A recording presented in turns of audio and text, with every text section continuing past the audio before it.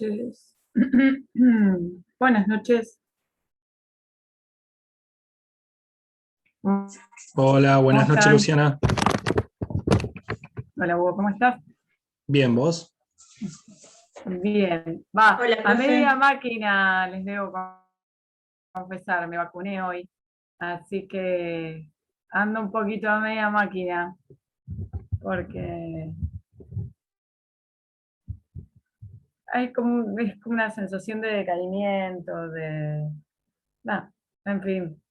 Nada que no se solucione con estar un poquito haciendo reposo. Ya mañana ¿Eh? pasado estás bien. Sí, seguro, sí, sí, sí. No, estoy amiga del paracetamol. Lo que pasa es que yo soy asmática, entonces tengo una afección respiratoria y me permitió vacunarme antes. ¿Cómo están ustedes? Espero que bien. Este tema de seguros es un tema bastante interesante. Yo quería empezarlo un poquito antes para poder tratar de avanzar. Yo creo que de las bolillas, la 10 es la más abarcativa de todas. Por eso quizás le quería poner un poquito más de énfasis. Mi idea era hacer la 10 y la 11, pero visto que empezamos ya a 8:25, me parece que si damos la 10 en la parte de los institutos más importantes, podemos estar completitos y de último avanzamos el otro miércoles. ¿Sí? También tienen las clases del doctor Noves del cuatrimestre pasado, que es una persona que es un profesional que hace muchísimos años que está en el tema y lo tienen que aprovechar. Así que aprovechenlo. Si quieren, esperamos unos minutitos más y empezamos.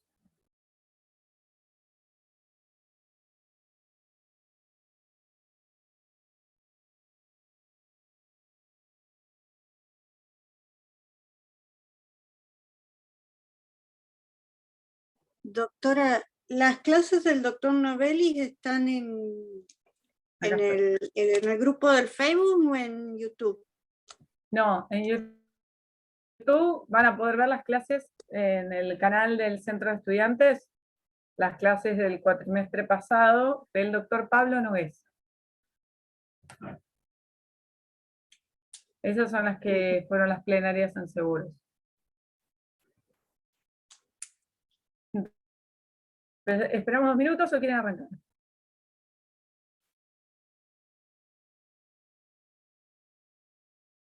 Bueno, arrancamos. ¿Sí? Vamos a tratar de agotar la bolilla 10. Bien. La bolilla 10 empieza con la no tan hermosa tarea de definir las cargas en el contrato de seguros. Ahora bien, acá estamos. Hay un principio general que tienen que tener bien en claro. Acuérdense que nosotros hasta la última clase que estuvimos juntos, llegamos al tronco de lo que la estructura normativa en materia de seguros. Que vale una acotación simplemente anecdótica. Tanto la ley 17418 como la 20.021 se desprenden de un único proyecto de ley. Fueron las dos hechas por el PERIN y integraban un solo proyecto de ley, pero que por cuestiones políticas los desdoblaron e incluso postergaron 10 años la sanción de la 20.021. Pero son de autoridad del mismo doctrinario. Acá voy a otra parte. No les voy a dar yo una profundidad en lo que hace al concepto de cargas y de obligaciones, porque ustedes ya lo vieron en obligaciones. ¿Sí? Es Vilov. Simplemente mencionarles que el deber jurídico vendría a ser el género. La carga es un deber jurídico de realización facultativa y establecida en interés del sujeto grabado. Su cumplimiento es condición de la conservación del propio derecho que el sujeto grabado tenía y puede perder si no cumple. La obligación, sin embargo, es la relación jurídica en virtud del cual alguien debe satisfacer una prestación a favor de otro. Ahora bien, ¿Cuál es la única obligación que tienen las partes en el contrato de seguro? Por parte del asegurado, el pago de la prima. Por parte de la compañía de seguros, tal como lo dice el artículo 1 de la 17418, cumplir con la prestación de vida o indemnizar al asegurado o resarcir el daño. Literalmente al períndice, resarcir el daño. Acá tengo mi ley, que es corta, pero yo la tengo comentada, así que no se asusten.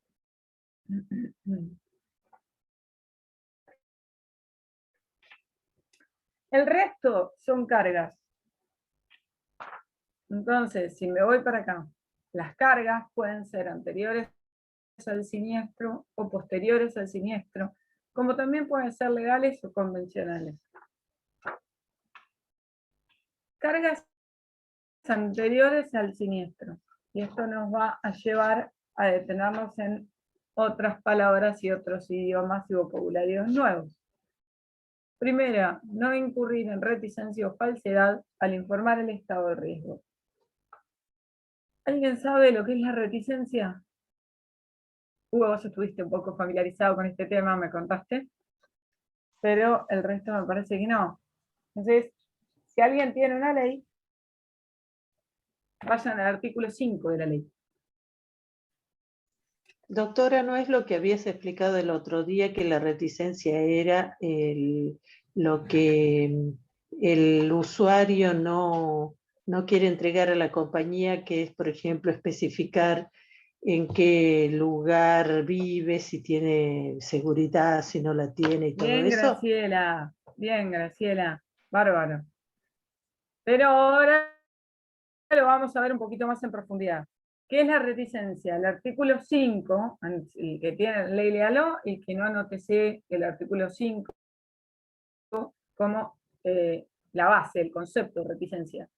Habla que es toda declaración falsa o toda reticencia de circunstancias conocidas por el asegurado, aún hechas de buena fe, que a juicio de peritos hubiera impedido el contrato o modificado sus condiciones si el asegurador hubiese sido cerciorado del verdadero estado del riesgo. Esa es la reticencia. La reticencia en este primer párrafo se da o por una declaración falsa o por la omisión de circunstancias conocidas por el asegurado que a juicio de peritos hubieran modificado el estado del riesgo. Como se les dije hace 15 días, gracias Gra por el recordatorio, ¿cuál es el sentido de este artículo? Que la compañía de seguros o el asegurador, hablando propiamente, tiene que conocer el estado real de riesgo. ¿Sí? ¿Para qué? Para poder determinar el interés asegurable, ver las coberturas y consecuentemente fijar el valor de prima. Este primer párrafo del artículo 5 se abre en muchos aspectos.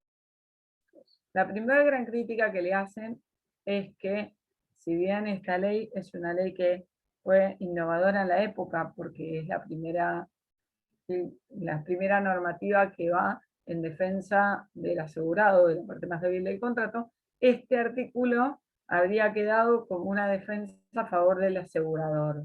¿Sí? Después, sabemos que es o toda declaración falsa o toda reticencia de circunstancias conocidas por el asegurado, aún hechas de buena fe, con lo cual contempla tanto las situaciones de con intencionalidad o con dolo, con culpa grave, o hechas de buena fe. Abarca todo tipo de cosas que el asegurado o el tomador del seguro, cuando va a contratar, omite o falsea. Y dice que a juicio de peritos hubiere impedido el contrato o modificado las condiciones.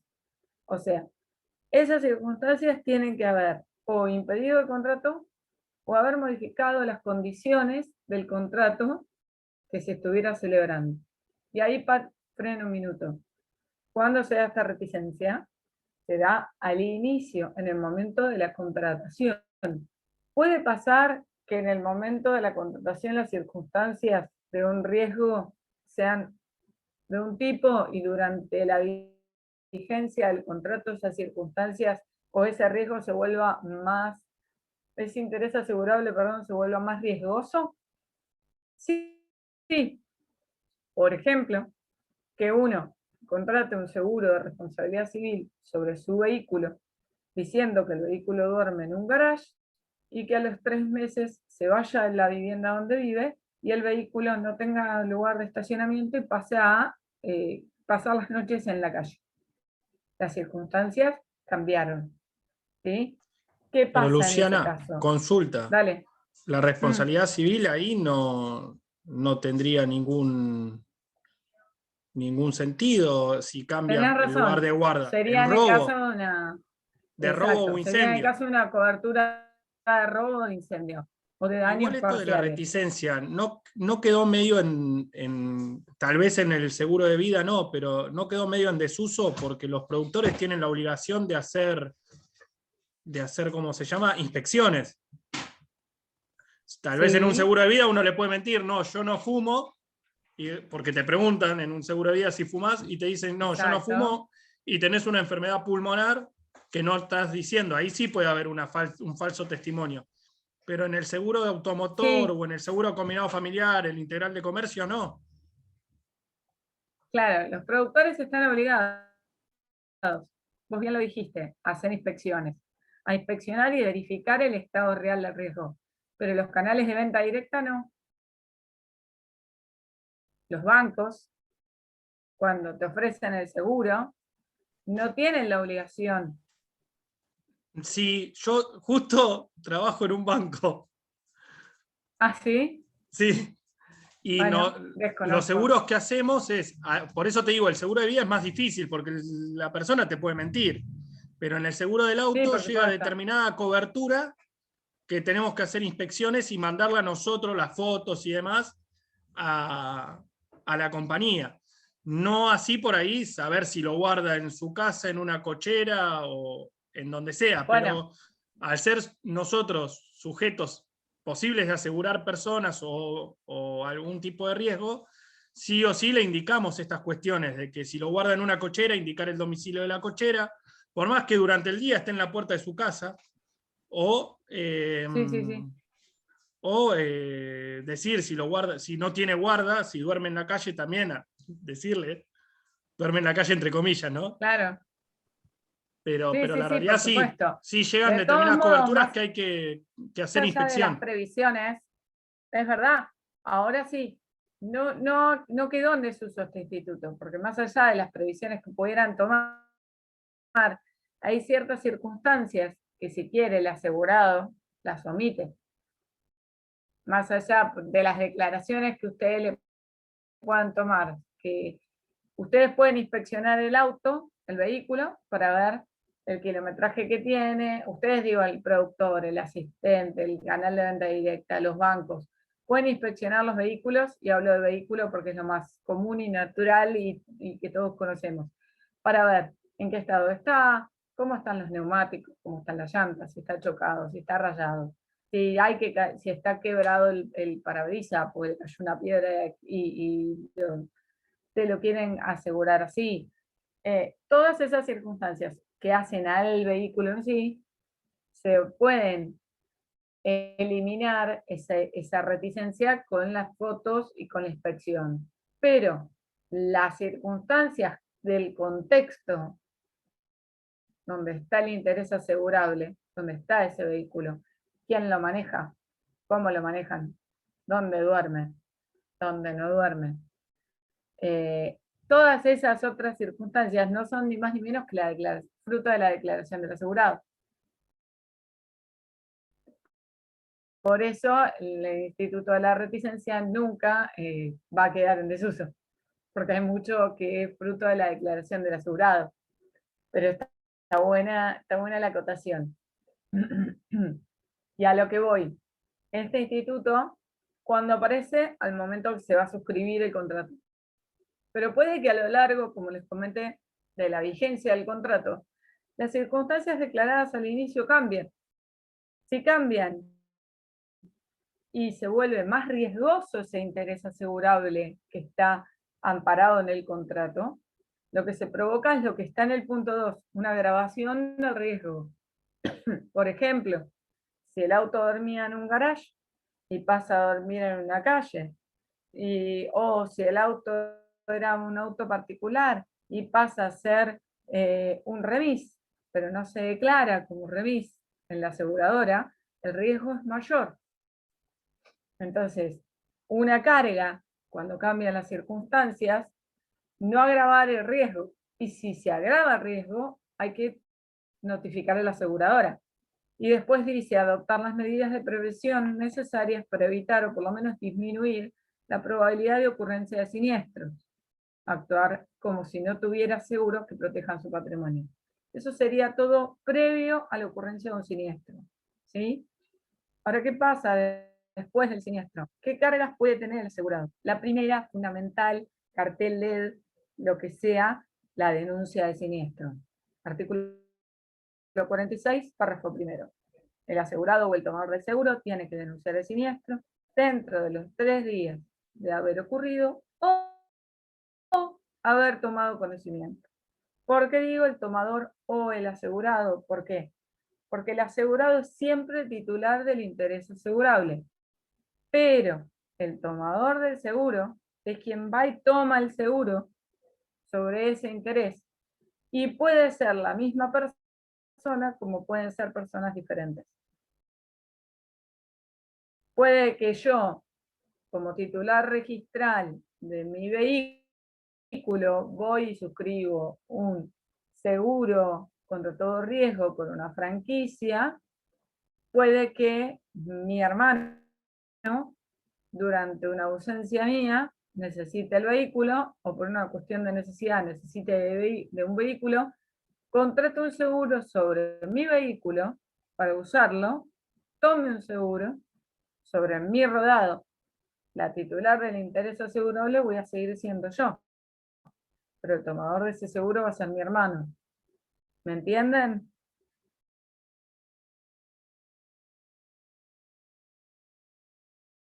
Bien, tanto tomador o asegurado, o la misma persona, tomador y asegurado, tiene la carga de denunciar el siniestro. Esa es una carga posterior a la ocurrencia de un siniestro.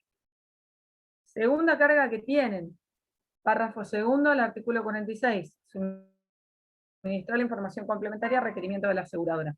Esta parte la voy a pasar un poco más livianito, porque después lo vamos a ver bien en el juego de los plazos. ¿Qué es la información complementaria? Uno hace la denuncia de siniestro, uno acompaña documentación que le piden, el carnet, la cédula verde, capaz que le piden fotos y le sacan fotos al auto. Pero puede suceder que a los fines de esclarecer un poco más los hechos, la compañía necesite una documentación extra o una información extra. Esa información se la puede pedir al asegurado, en tanto y en cuanto la misma, el requerimiento tenga un principio de razonabilidad. ¿Y a qué voy con esto? A que en muchas ocasiones yo he visto, hace muchos años atrás, pero los he visto, que las compañías le pedían a los asegurados copias de causas penales. Eso no es una información complementaria que sea razonable. ¿Por qué? Porque el asegurado no tiene la expertise para presentarse en la causa penal fruto del accidente, pedir las fotocopias y brindarlas. Se sigue pidiendo. Sobre todo porque sí, Sí, ¿qué? que se sigue pidiendo. ¿Se sigue pidiendo? Sí. Bueno, A ver, sí. no es razonable, teniendo Si lo tiene, staff claro. teniendo el staff de abogados que tienen las compañías, porque tienen la obligación de darnos una defensa jurídica frente a la ocurrencia de un siniestro, ellos tienen de los profesionales como para ir y pedir las copias. Entonces, no resulta razonable eso. Y es más, en los años que trabajé en Buenos Aires, había jurisprudencia que planteaba que ese tipo de documentación pedida al asegurado no tenía las características de razonable. y por lo tanto no resultaba interruptiva del plazo que tienen las compañías de seguros para aceptar o rechazar el siniestro. ¿Por qué? Porque las compañías, una vez que reciben la denuncia, en el caso que se trate de seguros patrimoniales, tienen 30 días para aceptar o rechazar el siniestro. Si lo rechazan, el asegurado se queda sin defensa y el patrimonio del asegurado se queda totalmente desamparado. Pero el rechazo tiene que ser fundamentado, no por capricho. Y si lo aceptan, van a proteger el patrimonio del asegurado en virtud del principio de indemnidad del artículo 109. Pero, ahora bien, esos 30 días los pueden interrumpir. ¿Y cómo los interrumpen? Pidiendo esta información complementaria. ¿Me entienden? Si en el momento de pedir esa información complementaria, lo que se pide es una información que no resulta razonable, puede ser claramente objetable y de todo tipo y forma, y se le puede plantear que no se suspenden los plazos porque no tiene relevancia y no es razonable un pedido de ese estilo, y por lo tanto pasan los 30 días y ante el silencio importa aceptación. Pero no me quiero ir mucho más allá porque les voy a marear. Estamos en las cargas. Permitir indagaciones a la aseguradora. Suministrar prueba instrumental. La prueba instrumental ya saben cuál es. No exagerar los daños ni emplear pruebas falsas. Y no reconocer responsabilidad ni acordar transacciones con terceros en caso de responsabilidad civil. Entonces, el punto F y el G, que hablábamos de cargas de la compañía y cargas del asegurado, lo primero que tienen que acordarse y fijar que las cargas son todas, obligaciones son dos, una de cada lado. Pagar la prima y cumplir la prestación o resarcir el daño, que es más o menos lo mismo, cumplir con el contrato. El resto son cargas. Ahora bien, siguiendo un poquito con el programa, entramos en el punto 8 que habla sobre infraseguro, sobreseguro y coseguro. Lo primero que tienen que hacer para estudiar bien la naturaleza de estos institutos nuevos es ir al artículo 65. El artículo 65 nos da un concepto de sobreseguro y un concepto de infraseguro. Dice que si al momento del siniestro el valor asegurado excede del valor asegurable, el asegurador solo está obligado a resarcir el perjuicio efectivamente sufrido. No obstante, tiene derecho a percibir la totalidad de la prima. Acuérdense que estos contratos que estábamos hablando, este contrato de seguros como tal, ¿qué principios tenía? Es un contrato bilateral, es un contrato consensual, es un contrato oneroso, es un contrato de naturaleza aleatoria, porque es aleatorio, de ejecución continuada y es un contrato de buena fe, fundamental, que debe primar entre las partes la buena fe. Como contrato consensual, las partes pueden consentir tanto el asegurado, el valor por el que quiere asegurar su interés, y el asegurador aceptarlo y cobrarle una prima por ese valor. Hablemoslo en un ejemplo muy rutinario. Los autos por lo general, cualquier vehículo, cuando uno los compra por un valor comercial, y la tasación que por lo general hacen las compañías de seguro, los canales de venta o los productores, tiene como referencia revistas o información de un valor que generalmente es inferior, y digo así, al valor comercial que efectivamente fue de compra del vehículo. ¿Qué pasa?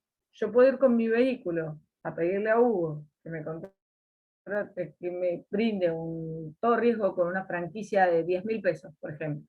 Y le digo, no, sí, mi vehículo es un Peugeot 206, modelo 2008, quiero que me lo asegures, y me dice, ok, mira, tu auto de acuerdo a nuestros valores de referencia, sale 250.000 pesos. Pero yo lo compré en 300.000 pesos. ¿Yo puedo pedirle a Hugo que me lo asegure en 300.000 pesos? Sí, claro, puedo pedirle.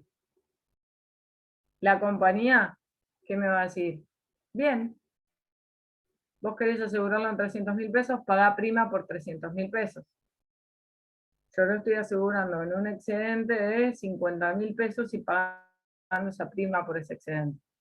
El artículo 65 me dice que si al tiempo de el siniestro, el valor asegurado es mayor al valor real o al valor asegurable, la compañía me va a pagar el siniestro y me va a pagar el perjuicio efectivamente sufrido, sin perjuicio de tener el derecho de cobrar la prima en ese famoso excedente de los 50.000 pesos que les dije en el ejemplo.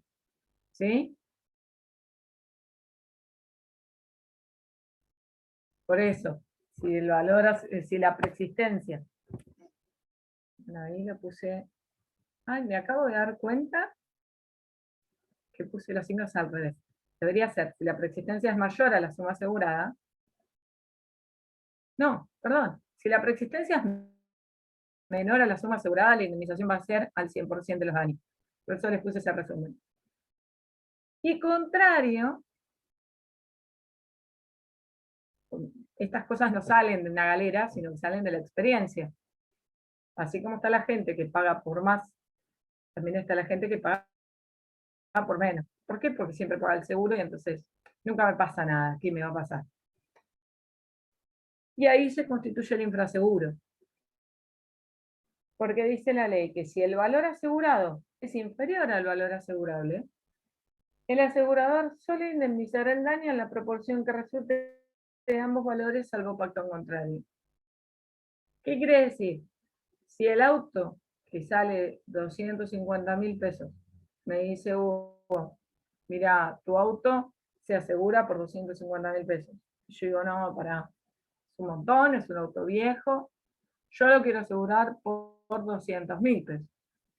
Entonces, el valor asegurado va a ser inferior al valor asegurable. Entonces, en el momento del siniestro, la indemnización va a ser proporcional conforme esa proporción surja del valor asegurado y del valor asegurable. ¿Sí? ¿Me siguen ahí? Esto no se ve por lo general en la parte de automotores, sino que se ve generalmente en los grandes daños, en los grandes riesgos en realidad. En buques, barcos, aeronaves. Y después tenemos un instrumento que es el coseguro. Pero ponen que tengo un machete que lo ven a la vista, muy moderno, y después tengo otras cosas acá que quiero hablar con ustedes. Quiero ver, no se me pase nada en la parte de coseguro.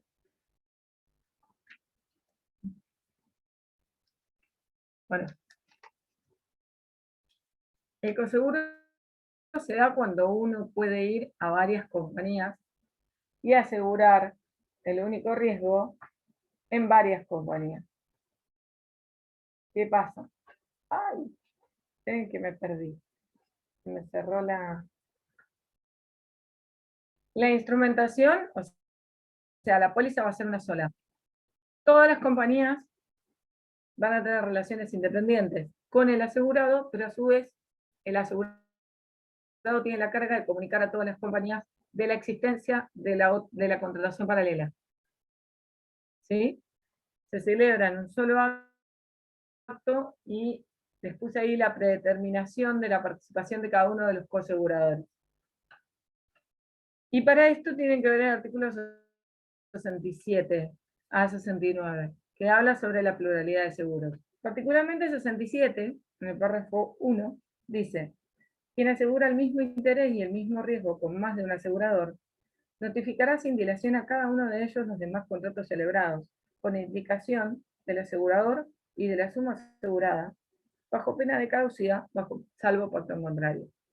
Y en caso de siniestro, cuando no existen estipulaciones especiales, se entiende que cada asegurador contribuye proporcionalmente al monto del contrato hasta la concurrencia de la indemnización debida. O sea, hay una responsabilidad mancomunada entre todos los aseguradores, salvo pacto en contrario.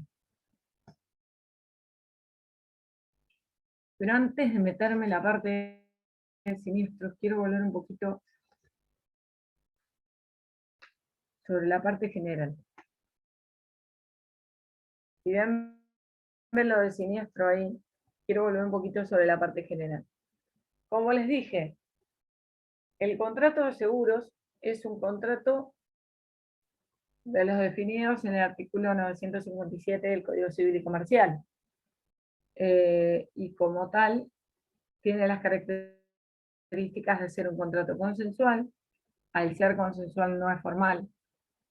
Es un contrato bilateral, es un contrato oneroso, de prestaciones recíprocas, es aleatorio, es un contrato de adhesión y en algunos casos es un contrato de consumo.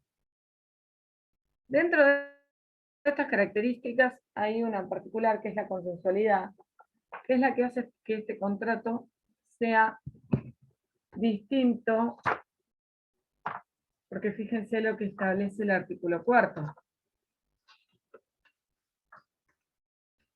A ver, no, quiero leer bien. Dice que el contrato de seguros es consensual, su naturaleza jurídica. Los derechos y obligaciones recíprocos del asegurador y asegurado empiezan desde que se celebró la convención, aún antes de emitirse la póliza. O sea, fundamental, la póliza es la principal prueba por escrito del contrato, pero las obligaciones y los derechos de las partes en el contrato de seguros nacen aún antes de haber sido emitida la póliza. ¿Sí? ¿Por qué les digo esto? Fíjense que el párrafo siguiente habla de la propuesta. ¿Alguna vez, salvo Hugo que está trabajando en el tema, el resto alguna vez tuvo la oportunidad de ir a un productor o a un banco y contratar un seguro, irse con un papel, con una propuesta, con una cobertura, y después con la póliza? Graciela me dice que sí. Ok, bárbaro. Cuando uno va a contratar, a suscribir un contrato de seguros, por lo general va a un productor o va a un canal de venta directa o va incluso a la compañía misma. Y después de ver los productos que se les ofrecen, cierran sobre un producto en particular y generalmente, como debería corresponder en todos los casos, la persona que intermedió en esa contratación, llámese auxiliar, canal de venta directa, productor o la misma compañía, les emite una propuesta de póliza y con esa propuesta de póliza le dicen, espera que te va a llegar la póliza hoy por hoy, año 2021, al mail. ¿Sí? Bien, desde el momento mismo que uno tiene la propuesta de póliza, tiene la fecha de vigencia, si yo voy hoy el 2 de junio, yo me puedo ir con el seguro desde el 2 de junio, sin perjuicio de que la póliza me llegue el 15, porque los derechos y obligaciones nacen desde el momento de que el contrato se celebró consensualmente. E incluso esa propuesta, como dice el artículo 4, dice, puede supeditarse al previo conocimiento de las condiciones generales. ¿Por qué?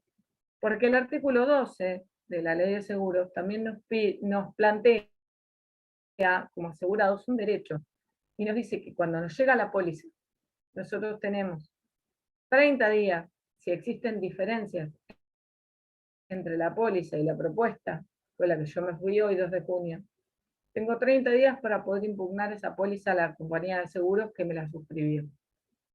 ¿Sí? Entonces, fíjense todo el carácter consensual que tiene de por sí el contrato de seguros.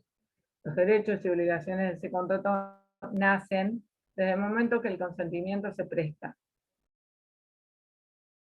Y va a colación un caso que tuve la oportunidad de trabajar en el estudio, donde una persona que se dedica a la actividad naval, un pescador, bajó de un barco en una oportunidad y los barcos cuando bajan con mucho dinero. Esta persona bajó, se fue a una concesionaria, se fue a comprar un auto importado. ¿Por qué? Porque en la oportunidad anterior que había estado en tierra, un amigo de él le había comentado que en una concesionaria determinada había comprado un auto importado y que ese auto importado era fantástico y lo pudo manejar y se quedó, como diríamos, hasta la manija, se bajó del barco, lo llamó a su amigo, ¿dónde está la concesionaria? Acompáñame, quiero ir a comprarme un auto como el tuyo. Fue a comprar el auto. En ese momento le dicen, bien, bárbaro, ahora yo quiero salir de acá con el auto con un contrato de seguros. Quiero el auto asegurado, pues un auto importado. El dueño de la concesionaria se comunicó con el productor de seguros y el productor de seguros se acercó a la concesionaria, suscribió un contrato de seguros y le dio un papelito así, más finito, porque nada, el papelito propio de cuando uno corta un pedacito de papel, que tenía un par de datos. Y le dijo, vos quédate tranquilo, con una particularidad que les voy a contar. Este hombre le dice, en mi auto tiene un seguro como el de él. En ese momento, nota de color, la cobertura de destrucción total tenía dos variantes. La cláusula del 80-20 y la cláusula del 20 y del 80. ¿Saben de qué hablo cuando les hablo de esas cláusulas? Está prohibido ahora, ¿no? Lo del 20. Bien. Sí. ¿Por qué? ¿Qué significaban las cláusulas del 80-20 o del 20 y del 80? Se comprobó que si uno desarmaba el auto en partes, cada repuesto tenía un costo que cuando uno sumaba la totalidad, como para armar el auto de nuevo, el valor total de los repuestos que hacían al armado del auto era 4 veces más que el valor del auto. Entonces, una de las dos cláusulas, creo que es la cláusula del 20, la superintendencia la derogó, pero por la cláusula del 80, si el valor de los daños en el vehículo superaba el 80% del valor asegurado, pagaban la destrucción total. Y la cláusula del 20 decía que si el valor de los restos del auto superaban el 20%, no pagaban destrucción total. El amigo de nuestro cliente tenía la cláusula del 80 y dijo, yo quiero el mismo seguro que él. Esa misma noche que el productor le dijo que sí, salió a festejar. Era un verano.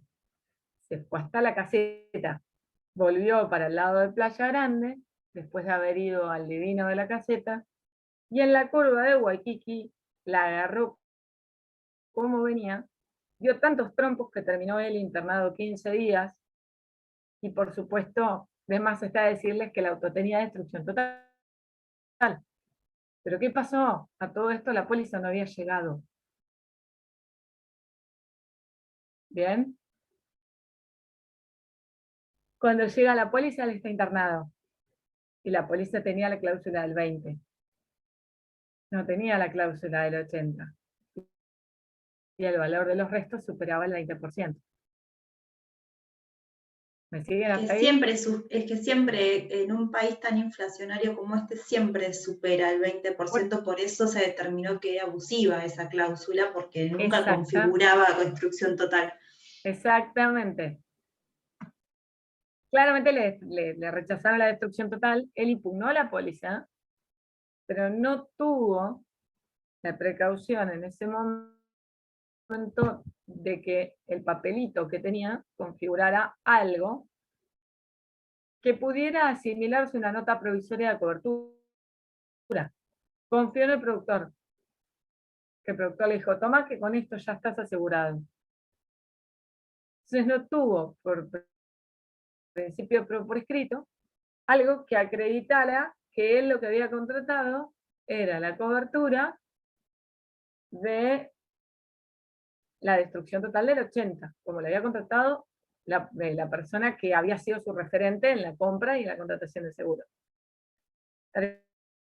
Terminamos en juicio, terminó el productor perdiendo, o sea, claramente condenado por daños y perjuicios, la compañía eximida, porque la compañía, lo que hizo la compañía fue probar que la póliza, más allá que estaba impugnada, nosotros no teníamos fundamento para decir o para acreditar más que prueba testimonial, y ellos lo que tenían era el principio de prueba prescrito, como medio principal de prueba, tenían la póliza. Pero arrastramos al productor en todo este lío, y bueno, el productor, por la responsabilidad, por las 22.400, terminó cobrando. Terminó pagando, en realidad. Uno lo ve hoy en la facultad, en este momento, charlando conmigo de esta manera, pero después cuando vayan a ejercer les va a pasar. Y si quieren les cuento otro más. Una persona que quiso abrir en su momento un locutorio, que contrató, yo de eso estoy hablando hace varios años atrás, cuando yo ejercí antes de irme a Buenos Aires, contrató un seguro, un integral de comercio, más un seguro técnico sobre todas las máquinas, volvió, le dijo, ya un productor te va a alcanzar la póliza. A los 2 meses, la póliza no le había llegado, y el troquel del vencimiento tampoco. Entonces él esperaba. Perdón. ¿Qué pasó? Le entraron a robar. Cuando él va a hacer la denuncia de siniestro, le dicen, sos vos, Soria. Tomá, mirá, se ve que nunca te entregaron la póliza ni el vencimiento. Vencían en ese momento. Él pagó la prima y denunció el siniestro.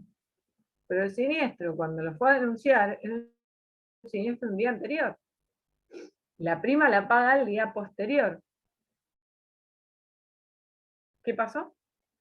No tiene cobertura. Tuvimos que terminar la sentencia de cámara para que la compañía pague.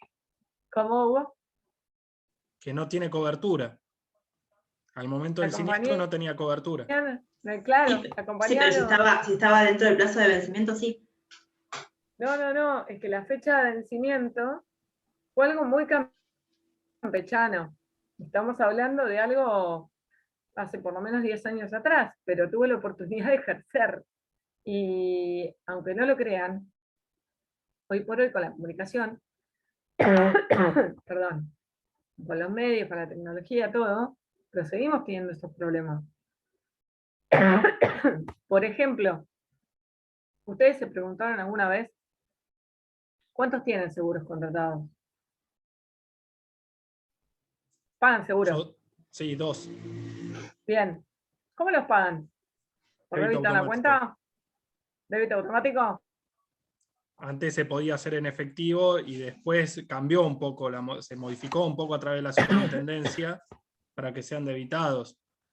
Porque claro, lo que hablábamos la clase anterior, débito, que los productores se quedaban por ahí con la prima de contado, pasaban las cuotas y se quedaban con el resto de la plata para jugar un poco. Con la tarjeta de crédito es mejor siempre, porque siempre se va a cobrar de la cuenta por ahí, sí. Sí, tiene razón igual Fabiola. Pero vos fíjate esto, Fabi. Siempre tenemos medios que nos facilitan y nosotros, hoy por hoy, descansamos en que ellos se van a ocupar. Pero si la tarjeta se comió el débito, si en la cuenta se cayó el sistema el día que iban a hacer el débito de la cuenta de la caja de ahorro donde me depositan sueldo, yo me confié. La obligación de pago de la prima es mío. Sí.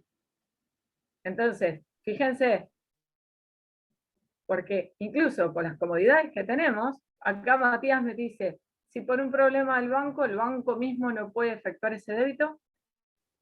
Es que en realidad el débito automático no lo efectúa el banco. El débito automático lo pone uno dice, debitame de este CBU. Si fuese un débito de la FIP en la cual el banco puede hacer un stop o demás. Bueno, ahora, no dejas de darle libras a la suerte de un software que te permite cargar un débito de un gasto, como el pago de un seguro. Ahora ese software se puede caer, pueden informar mal la cuenta, pueden, no sé, lo que sea. Existen un montón de circunstancias que nos pueden llevar hoy por hoy a no pagar la prima. Y nosotros, como está en débito automático, en la tarjeta de crédito, en Mercado Pago o lo que sea, nosotros decimos, no, bueno, ya está.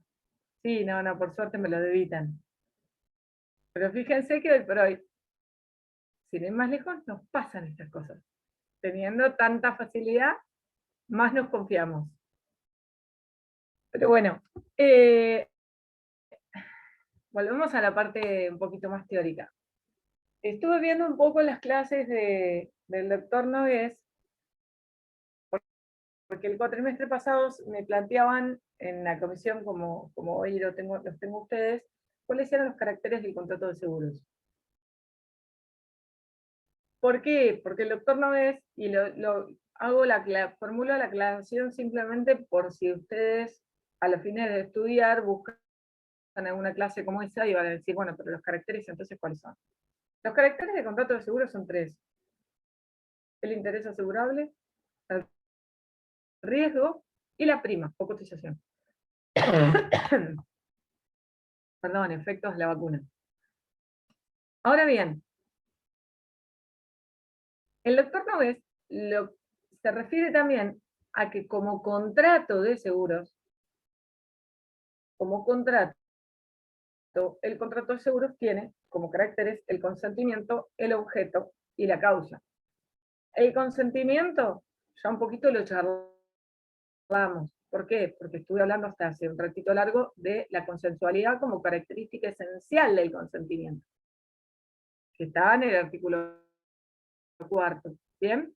Ahora bien, fíjense hasta qué punto está la consensualidad. Que la misma consensualidad, como característica de este contrato, permite la retroactividad del contrato en sí mismo. Complejo, ya lo sé. Pero se los voy a graficar. Artículo 3. El contrato de seguro es nulo. A ver. Ahí está. Si se acuerda que comprende un periodo anterior a su celebración, el contrato es nulo solo si al tiempo de su conclusión el asegurador conocía la imposibilidad que ocurriese el siniestro o el tomador conocía que se había producido. Curiosamente, las partes pueden convenir que la vigencia del contrato inicie con anterioridad al momento en que el consentimiento se efectiviza. Ejemplo, ¿dónde pasaba estas situaciones? Y sigue pasando. En el transporte de mercaderías fruto de una compraventa. Van a encontrar fallos, como uno que en este momento no recuerdo la carátula, pero cuyo objeto era el transporte de mercadería. Fíjense, que ahora freno y pienso, fíjense el transporte de las vacunas de AstraZeneca, el de las vacunas de Sputnik. Argentina le compró las vacunas, ¿sí? Argentina tiene que haber suscrito un seguro que ampare la cantidad de vacunas que se van a trasladar desde un país hacia el destino. ¿Sí? Ahora, saquen que fuera Argentina, fíjense que fuera un grupo de personas y el objeto es entre un comprador y un vendedor. El vendedor vende las vacunas y le vende un lote de 500.000 vacunas para ser destinadas a una población de 500.000 personas en un pueblo de la provincia de Buenos Aires, ¿sí? O como Matías Albeira quería hacerlo en azul. Ahí lo tienen, algo que conocemos todos y que resulta familiar.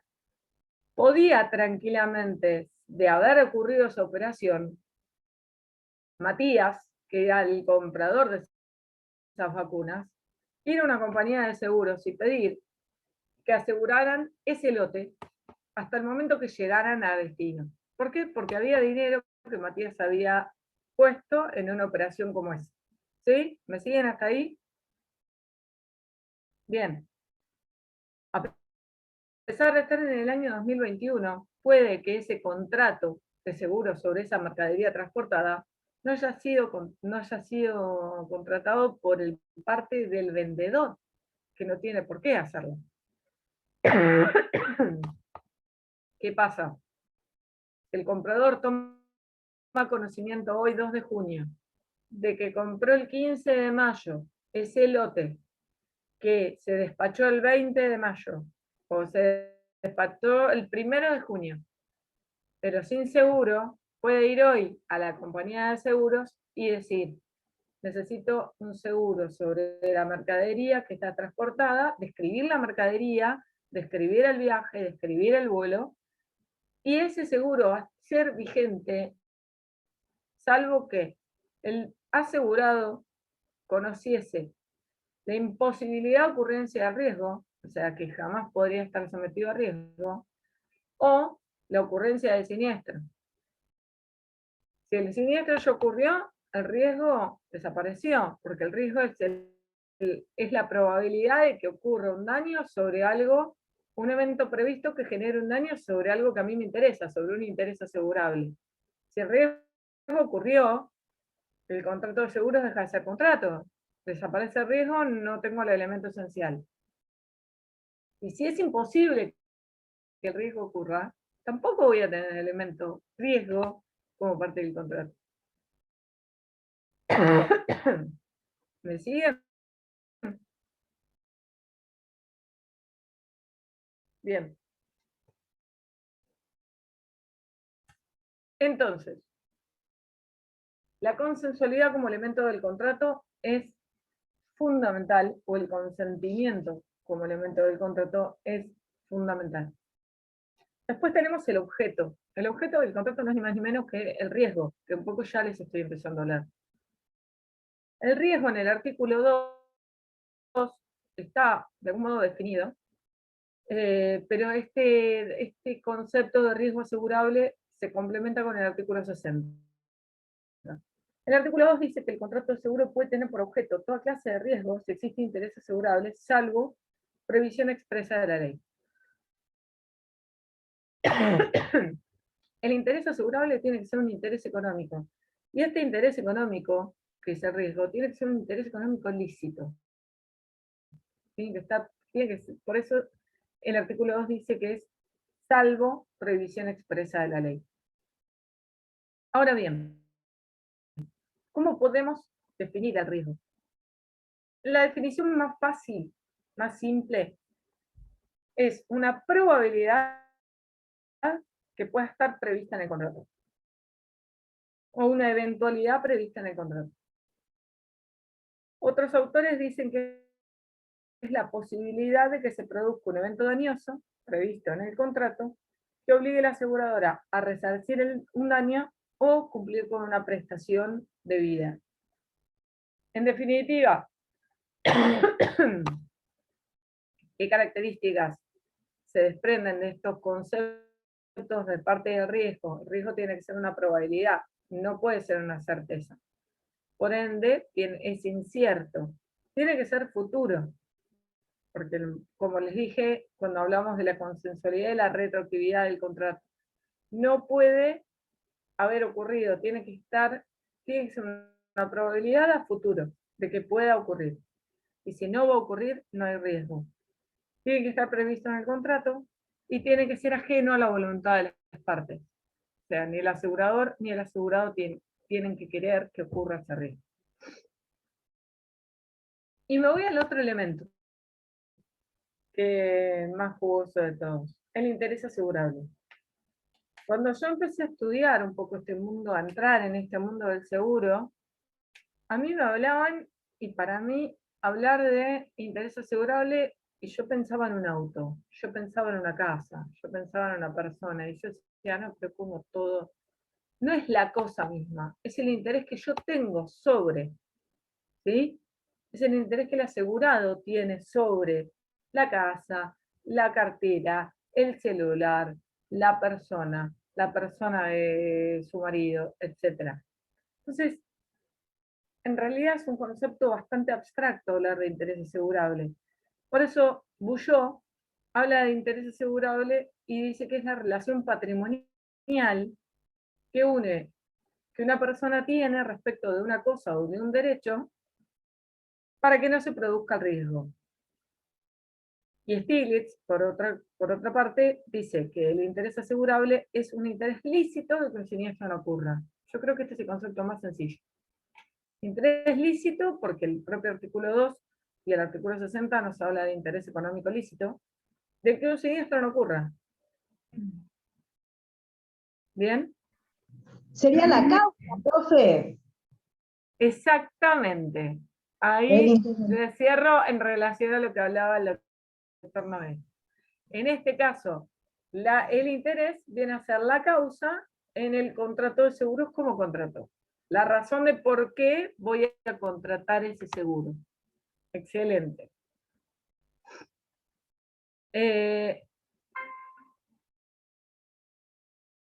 ver, perdón.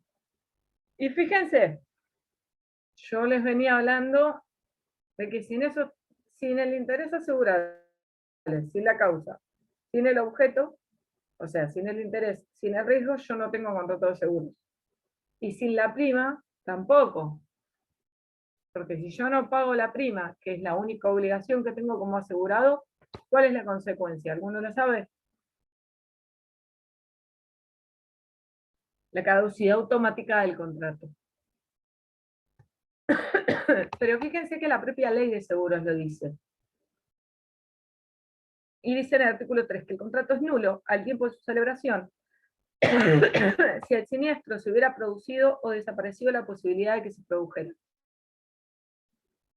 O sea, si al tiempo de celebrar el contrato el riesgo se efectivizó, ocurrió, o se tornó imposible, ya desaparece el riesgo. Y como tal, con la inexistencia de riesgo, yo ya no tengo contrato de seguros. ¿Por qué?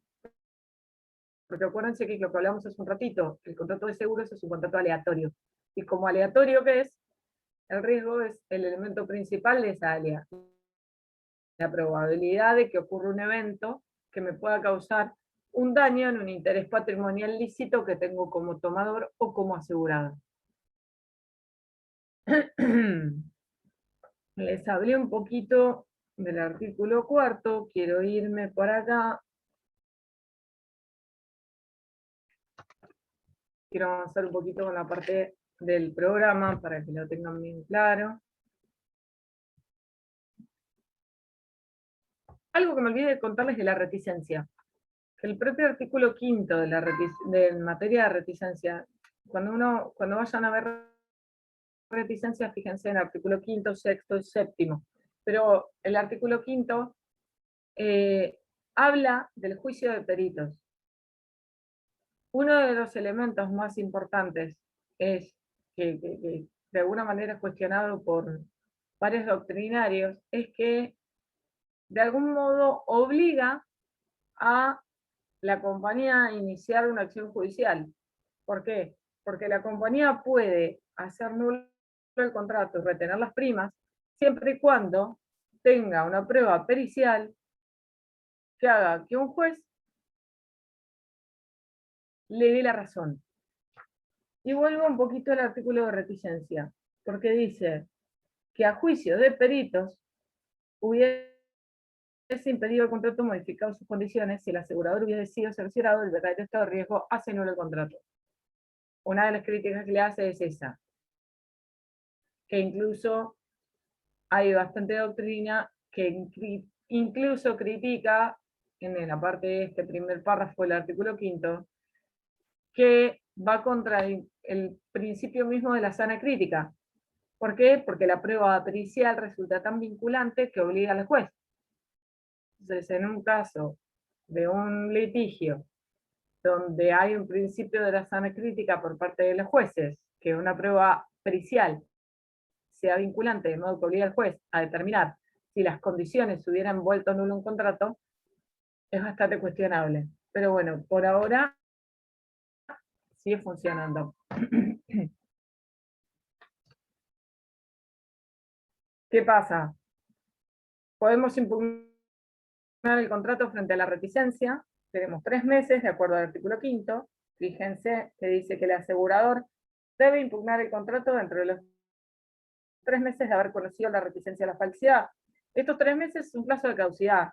O sea, la compañía conoce la reticencia y tiene 3 meses para impugnar el contrato. Si no lo impugna, lo aceptan las condiciones en las que lo conoció,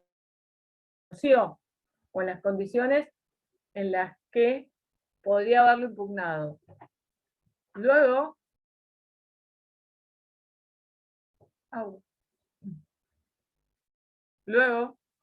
pasados esos 3 meses, si se impugnó, o desde la impugnación, le va a correr el plazo de prescripción a la compañía. En definitiva, la compañía va a tener 3 meses para impugnar el contrato. Dentro de esos 3 meses va a impugnar el contrato y desde la impugnación le va a correr 1 año de prescripción para poder iniciar la acción judicial. Fíjense eso, fíjense el artículo 8 y el artículo 9. Perdón, para que no se asusten más, me pedí un vaso con agua.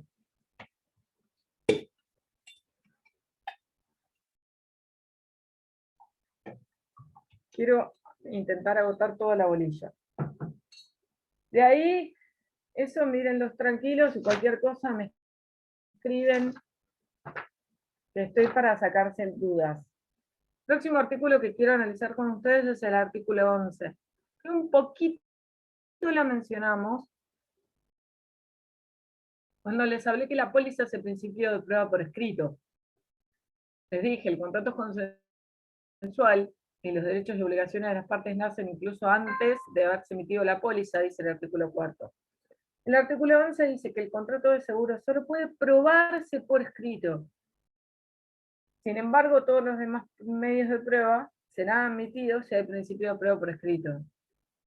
Y volviendo al caso del ejemplo de la destrucción total del vehículo, nosotros probamos con testigos, con pericias, con informativa, pero no teníamos prueba de por escrito.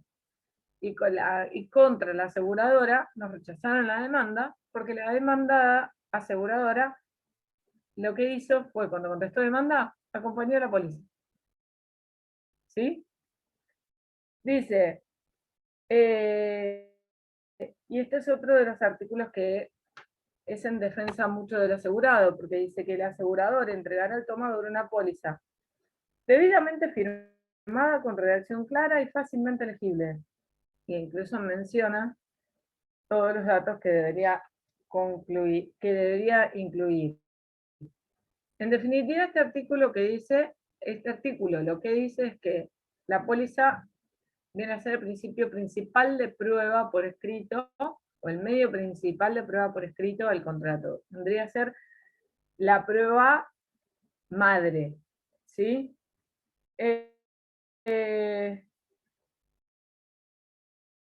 A ver qué les quiero poner. Bien. Dice que tiene que ser firmada y fácilmente legible. Ahora, ¿qué pasa? Ante una cláusula ambigua u oscura o dudosa, se interpreta que es en contra de quien las redactó, en contra del asegurador. Porque no se olviden que estamos frente a una relación bilateral, pero que no es par, porque hay un conocimiento técnico que tiene una parte y la otra no. El contenido de las cláusulas son aprobados generalmente por la superintendencia, tanto las condiciones generales como las particulares. Y les hablé del artículo 12, un artículo que seguiría, con la diferencia entre propuesta y póliza. ¿Se acuerdan cuando les hablé de eso? En el caso de la destrucción total, que tenía la propuesta, pero que no era tan propuesta. Bien. El artículo 12 dice que cuando el texto de la póliza difiera del contenido de la propuesta, la diferencia se considerará aprobada por el tomador si no reclama dentro de un mes de haber recibido la póliza. En consecuencia, le hace al revés. El tomador o el asegurado, una vez recibida la póliza, tiene 30 días para verificar si las condiciones de póliza son las oportunamente contratadas en momento de la nota provisoria de cobertura. Si están bien, no dice nada. Si son diferentes, tiene derecho a impugnarla dentro de los 30 días de haber recibido esa póliza. Dice que la aceptación se presume solo cuando el asegurador advierte al tomador sobre este derecho por cláusula inserta en forma destacada y no afecta la eficacia del contrato en lo restante, sin perjuicio del derecho del tomador de rescindir en ese momento. Esta impugnación puede ser, lo que permite el artículo es que esta impugnación pueda ser parcial. Por ende, si se puede impugnar, por ejemplo, la cláusula respecto a la destrucción total, eso no impide a la eficacia o a la vigencia de todo el resto del contrato de seguros que recibimos. Bien. ¿Cuál es el fin? Ir por la vigencia del contrato.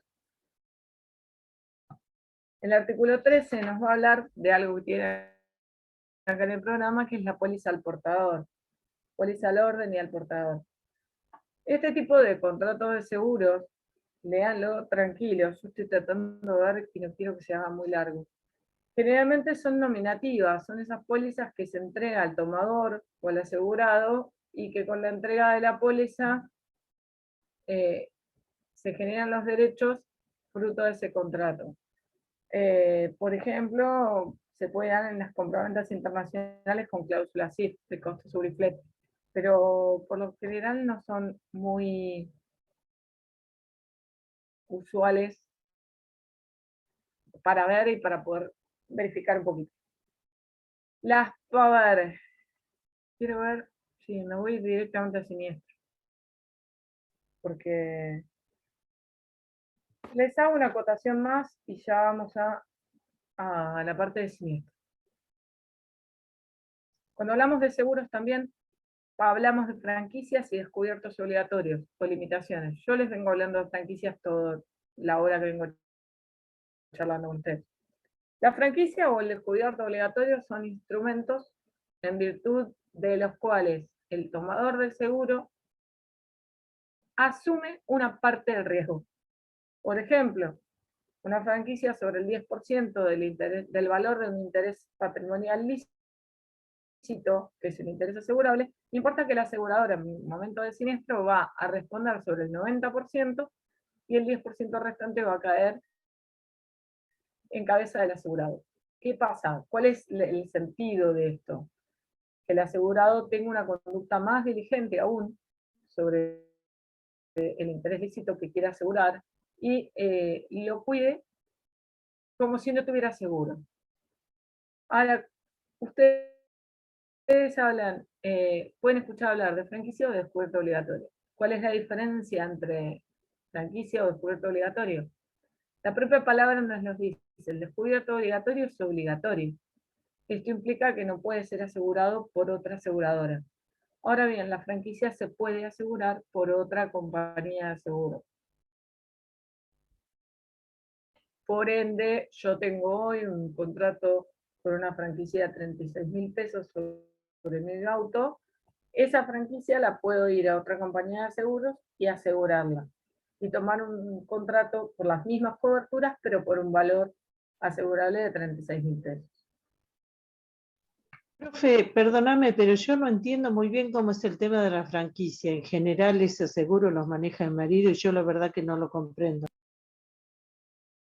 No pasa nada. ¿Cómo funciona el instituto de la franquicia? En el momento de un siniestro, la compañía va a responder por el valor que supere a la franquicia. Ejemplo, yo tengo un siniestro, tengo una franquicia de 15.000 pesos, o de 20.000 pesos, vamos a hacerla más fácil. A ver, espérenme un segundo que tengo a alguien en el chat. Agustín, sí, asegurando la franquicia en otra compañía, uno No es que recuperaría el 100. Lo hago en el ejemplo y ahí lo vas a tener más claro.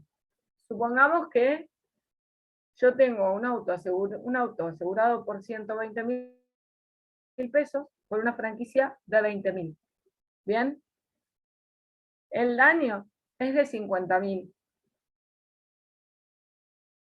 Entonces, al momento del siniestro, yo voy a poner los primeros 20.000 de esos 50.000 y sobre los 30.000 restantes va a pagarme la compañía de seguros. Así funciona la franquicia. ¿Me entendiste, Gra?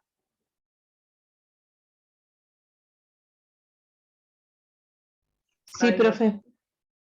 Ahora bien, Agustín me dice, si voy a asegurar la franquicia en otro lado, ¿recupero el 100?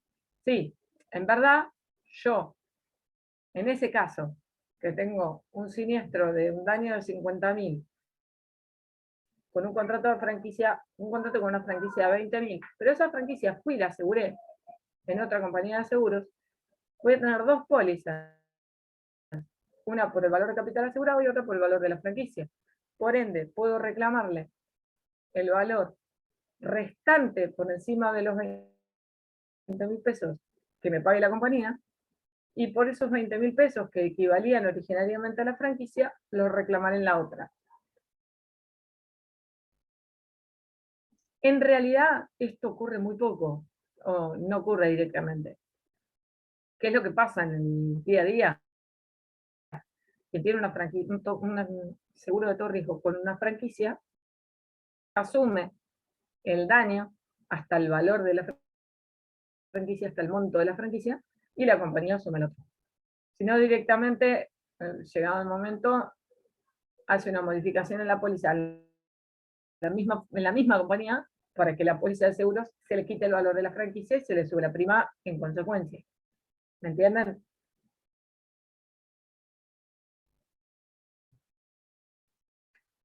Y me quiere ir al tercer elemento. Yo les hablé de prima, les hablé de interés asegurable, les hablé de riesgo, y les toca hablar de prima. Un poquito les quiero hablar de prima. La prima, o cotización, también se llama, algunos se llaman el precio del seguro. Es el importe económico del asegurado, es el valor que el asegurado va a pagar por un contrato de seguros. Ahora bien, esa obligación de pago es la única obligación que tiene el asegurado, porque acuérdense que lo que hablé al principio de la clase, el resto son cargas. ¿Para qué? Para cumplir con su obligación y así la aseguradora cumpla, de ocurrir el evento previsto, con la obligación de cumplir la prestación de vida o resarcir el daño. Esta prima primero va a estar compuesta, en realidad, la prima que nosotros pagamos, la prima comercial o el precio del seguro, es un conjunto de diversos componentes. El componente puro se da con el cálculo de probabilidades. Este cálculo de probabilidades va a tener dos características. Por un lado, la frecuencia y por otro lado, la intensidad. La frecuencia dada por la cantidad de casos que la compañía tuvo que asumir en coberturas similares para rodados similares. Por ejemplo, estoy hablando rodado porque es lo que más conocemos, una responsabilidad civil de hasta 10 millones de pesos en la ciudad de Mar del Plata, para un rodado como un 206, 2008, y hubo una frecuencia de casos, la compañía, ¿cuántos casos de responsabilidad civil pagó en los últimos 5 años para un rodado de ese estilo? Y la intensidad va a estar dada por cuánto gastó la compañía en siniestros para una cobertura como la que yo quiero que me hagan. ¿Sí? Esos dos elementos, la compañía, a través de sus actuarios, los van a utilizar para establecer un primer valor que va a ser sobre la cobertura específica, sobre mi auto, y va a empezar a tener ciertos componentes. Ahora guárdenme que me están escribiendo en el chat. Mi máquina es viejita Guillermo pregunta, ¿es lo que se llama estadística? Sí, exactamente.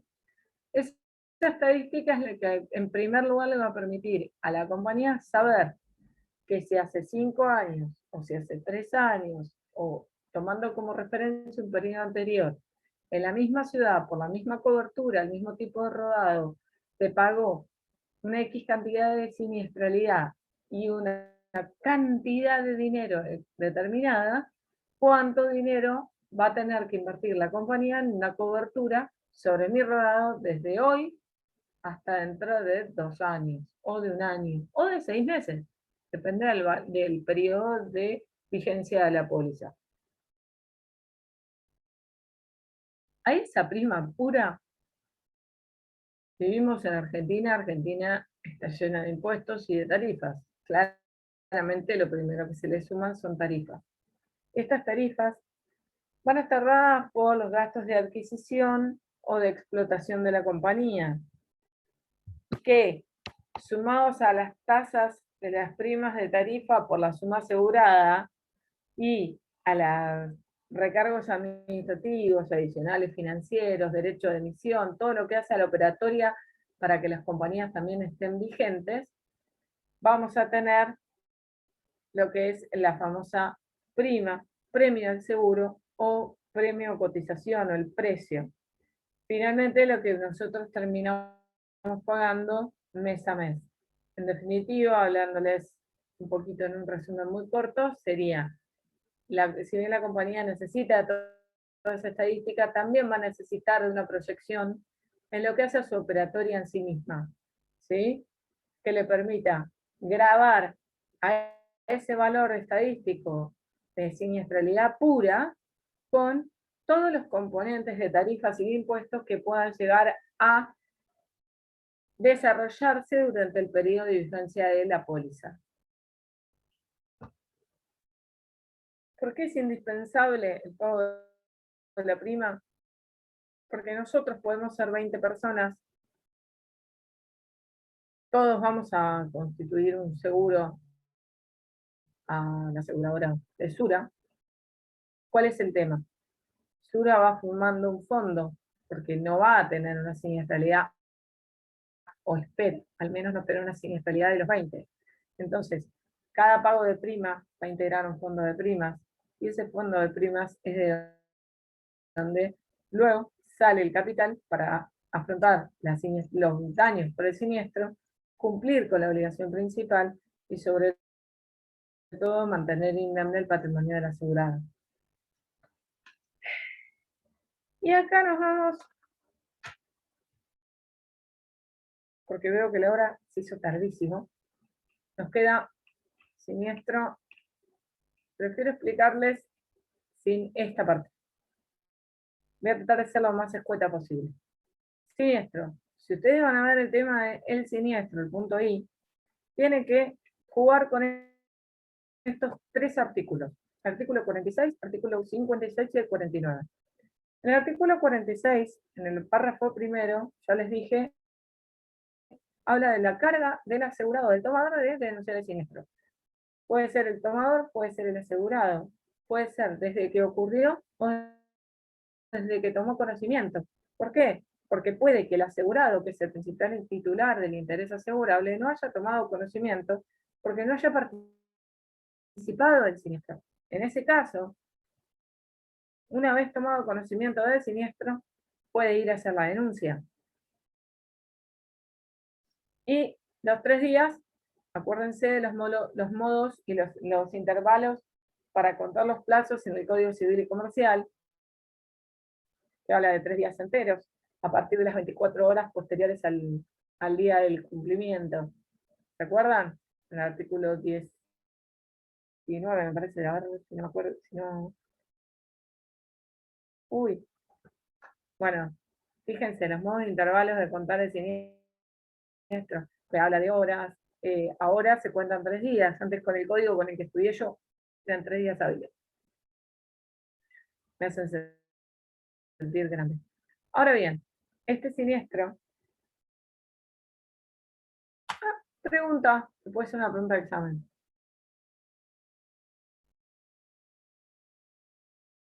¿se puede oponer la falta de la denuncia como una defensa por parte de la compañía para rechazar el siniestro? No. ¿Cómo, Bien. profe? No porque tiene La la compañía posibilidad del recibe la denuncia. asegurado. Sí. Dale, Hugo. Que digo que no, porque el asegurado tiene la posibilidad de que, vamos a suponer que no utilizó el plazo de 72 horas que dice la ley, puede hacer una carta por falta de término solicitando que se le tome la denuncia. Bien. No entendí la pregunta.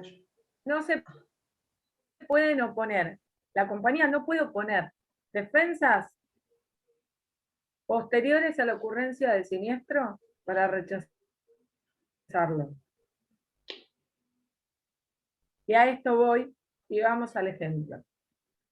La compañía toma la denuncia, ¿sí? Y tiene que analizar dos patas fundamentales de esta mesa. Primero, la cobertura técnica y después la cobertura financiera. La cobertura financiera es si hay prima paga. Si está paga la prima, el contrato está vigente. Yo les dije, la única obligación que tienen asegurado es tener la prima paga. Si el asegurado paga la prima, el contrato está vigente. Si el asegurado no paga la prima, el contrato caduca. Y la segunda que tengo que ver como compañía es si el daño que me denuncian, si el hecho entra dentro de las condiciones de cobertura que tengo acá, que están parados en esta póliza. Eso se resume en cobertura técnica. Chequea la compañía la cobertura técnica y la cobertura financiera y va a tener, de acuerdo al artículo 56, en el caso de seguros patrimoniales, 30 días para aceptar o rechazar el siniestro. ¿Me siguen hasta ahí? Profe, la ¿Me siguen cobertura hasta ahí? técnica es saber si el daño está cubierto. Exactamente. Sí, Fabi. Cobertura técnica es si el daño entra dentro de la cobertura que yo contraté en póliza. Cobertura financiera es si el asegurado tenía la prima paga. Entonces, ¿puedo poner la compañía para rechazar el siniestro, para decir que no va a aceptar la cobertura de ese siniestro? Defensas ocurridas con posterioridad al siniestro en sí mismo, no. Y eso también lo dice la ley. Artículo 118. Grábenselo, porque es una herramienta que les va a permitir trabajar y cobrar. Sobre todas las cosas, cobrar honorarios.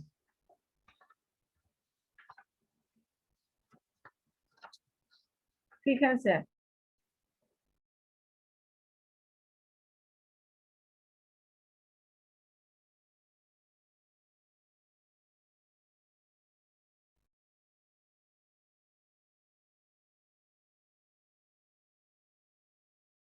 Acá está.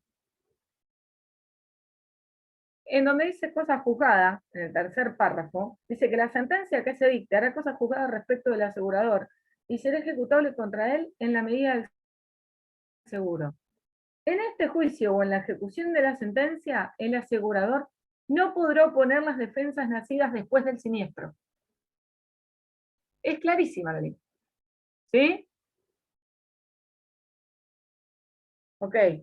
La falta de la denuncia es una defensa, es una carga. La denuncia del siniestro es una carga que dijimos al principio. ¿Anterior o posterior al siniestro? La denuncia es posterior. Bien. ¿Se puede oponer la falta de denuncia para rechazar el siniestro? No. Bien. Las compañías tienen que aceptar la denuncia y chequear las coberturas que les mencioné. Ahora, pasaron los 30 días. En el medio, al día 10, la compañía le manda la documentación, le manda una carta de documento al asegurado pidiéndole documentación. ¿Puede hacerlo? Sí. Artículo 46, párrafo segundo. Lo hablé al principio de la clase, la información complementaria que tiene derecho la compañía a pedirlo al asegurado o al tomador, siempre y cuando sea razonable. Fíjense que habla de la razonabilidad, el propio artículo en el párrafo segundo. Suspende plazos. En ese momento, cuando pide la información complementaria, suspende plazos. ¿Qué plazo suspende? El del artículo 56. ¿Sí? ¿Hasta cuándo se suspende el plazo?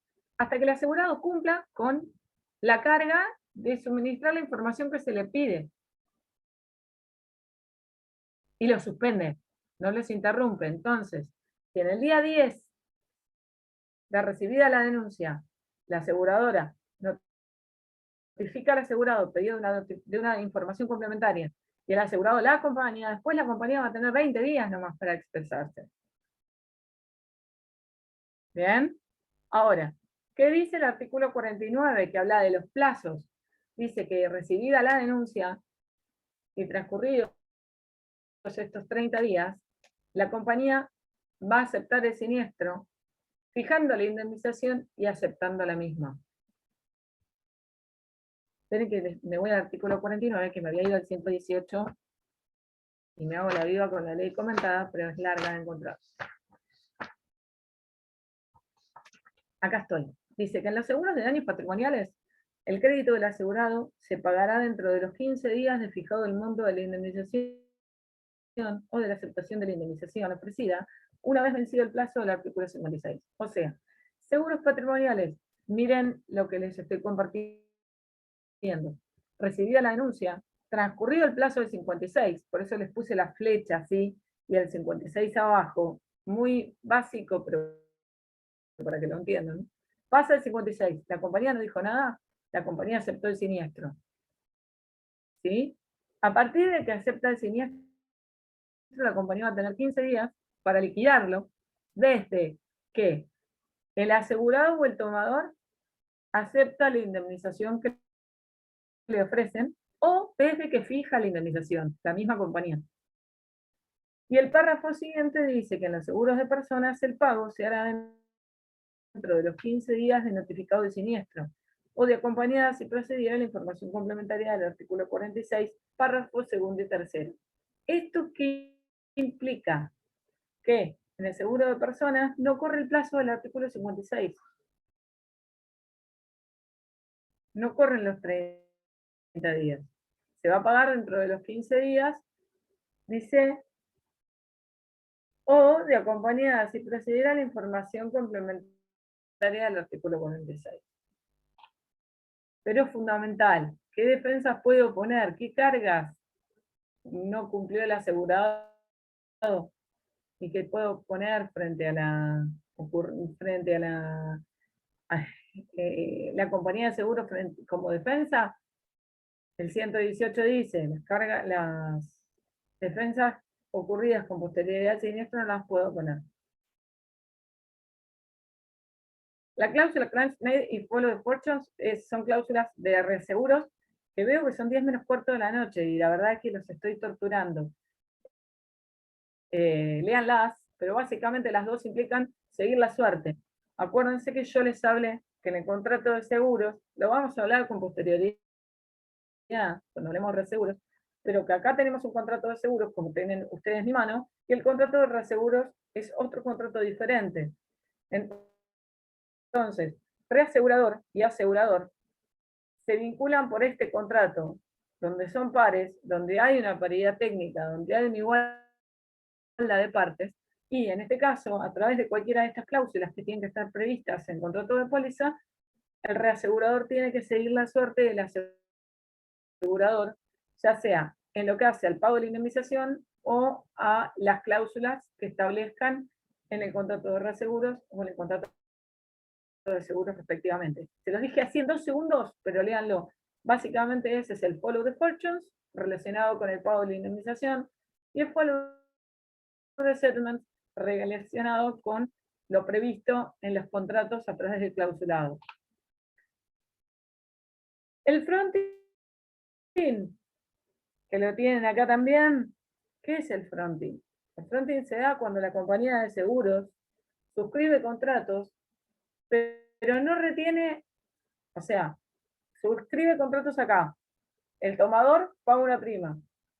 la compañía de seguros emite el contrato, pero no se queda con el riesgo y con el interés asegurable, sino que lo manda para arriba al reasegurador.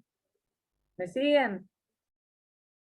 Entonces, el reasegurador, en definitiva, está asumiendo el 100% de los contratos y cobra automáticamente la prima, que en verdad es el asegurado el que le está pagando a la compañía de seguros. Se arma lo que sería una especie de triangulación, donde en realidad es la portada de la compañía de seguros, pero quien va a responder es la reaseguradora. Por eso les puse la contratación de un seguro cuando el verdadero asegurador es el reasegurador elegido por el asegurador. ¿Cuál es el riesgo de este tipo de cláusulas? Violar la previsión del artículo 2 de la 12.988. Acuérdense que la ley 12.988 está vigente en sus 3 artículos para evitar los seguros offshore, que eran los seguros donde se contrataban riesgos, se amparaban intereses o riesgos que tenían domicilio en nuestro país por compañías en el extranjero. Entonces el capital se iba e incluso se podía llegar a cometer un fraude impositivo. Entonces, en ese caso, el fronting, yo personalmente en los años que llevo en seguros no lo he visto, pero está muy cuestionado porque viola la prohibición que dice que todo interés asegurable que esté radicado en el país tiene que estar asegurado con una aseguradora constituida en nuestro país. Podría ser pasible de la sanción por el incumplimiento de ese artículo, y en cierto punto la doctrina afirma que se puede llegar a perder los derechos a indemnidad por un lado y consecuentemente el derecho a la indemnización. Y si quieren dejamos prescripción para el otro miércoles. Que lo veo ya, Fabi, la veo agarrándose la cabeza. Pero quédense más que contentos y conformes. Nos queda solo prescripción y terminamos la bolilla 10, que es la más larga de seguro. ¿Qué dicen? Graciela sonríe. Ya, con más alivio. Carolina ya me mira medio agotada, pobre. La verdad, gracias, y sobre todo gracias por estar con las cámaras, porque uno se siente tranquilo, porque uno les ve las caras, uno puede charlar y puede ver si entienden los temas. Yo sé que son temas nuevos, son temas complejos. ¿Quieren que dejamos todo? No.